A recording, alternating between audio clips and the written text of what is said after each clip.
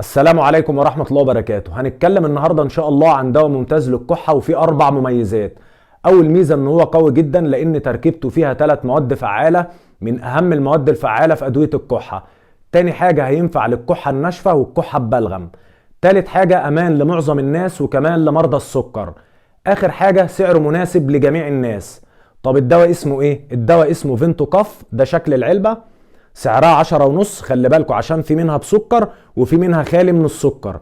دي كلمة خالي من السكر مكتوبة اهي، فانتوا هتجيبوا الخالي من السكر بحيث يبقى امان لمعظم الناس وكمان مريض السكر ياخد منه.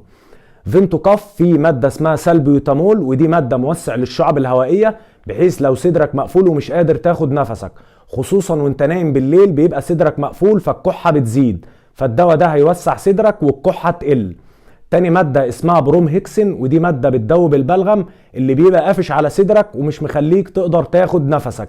اخر مادة اسمها جويفيناسين، ودي طارد للبلغم وكمان بتهدي الكحة.